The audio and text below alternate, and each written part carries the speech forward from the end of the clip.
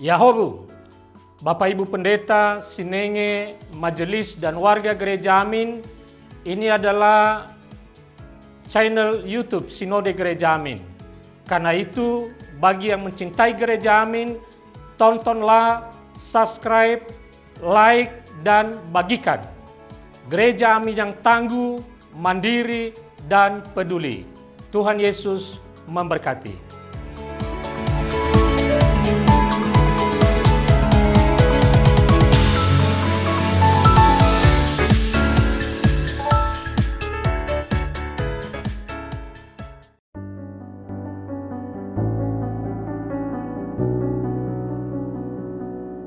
Hai guys, senang dapat menjumpai kalian dalam acara Youth for Christ bersama saya, Arum Agung Gumilar. Renungan kita hari ini berjudul Bahaya Pengaruh Buruk yang didasarkan pada kitab 2 Tawarik pasal 24 ayat 17-24. Sebelum kita masuk ke dalam perenungan firman Tuhan, mari kita mengawalinya di dalam doa. Allah kami yang bertata dalam kerajaan surga, kami bersyukur untuk waktu dan kesempatan yang Tuhan berikan dalam hidup kami. Sebentar kami akan merenungkan firman Tuhan, kami memohon kiranya hati dan pikiran kami senantiasa tertuju kepada Tuhan. Kami menyerahkan perenungan firman kami ke dalam pertolongan-Mu. Di dalam nama Tuhan Yesus Kristus kami berdoa. Amin. Guys, yang menjadi pusat refleksi kita adalah 2 Tawarik pasal 24 ayat 17 yang berbunyi demikian. Sesudah kematian Yoyada, para pemimpin Yehuda datang menyembah kepada raja. Sejak itu, raja mendengarkan mereka.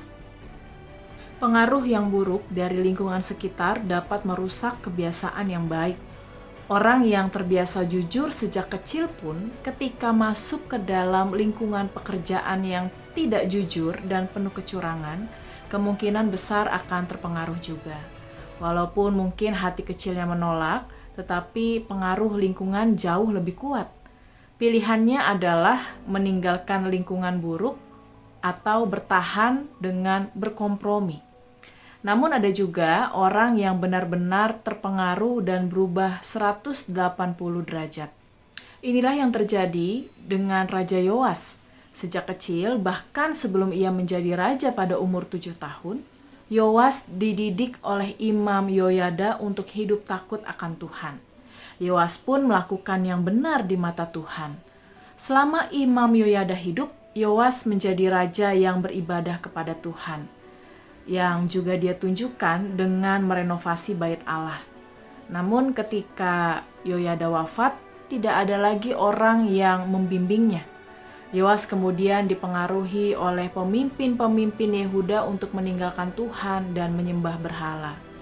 Parahnya lagi, ketika Allah mengutus Zakaria, anak Imam Yoyada untuk menegur Yoas dan rakyat Yehuda, mereka malah berkomplot membunuh Zakaria.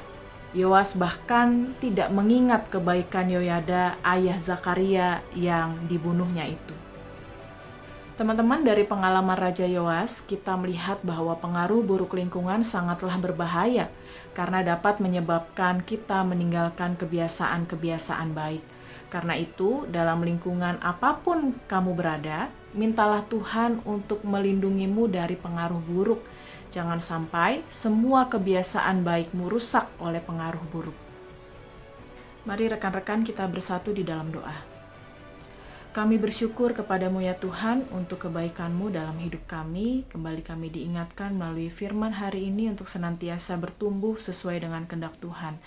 Dimanapun kami berada, dalam situasi apapun, kami memohon kiranya Tuhan menolong kami untuk selalu menghadirkan kebaikan-kebaikan Tuhan, membawa dampak yang baik sehingga melalui kehidupan kami, nama Tuhan senantiasa dipermuliakan.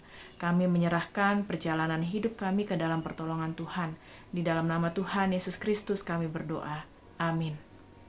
Demikian renungan kita hari ini. Jangan lupa like, subscribe, dan bagikan kepada yang lain. Tuhan Yesus memberkati.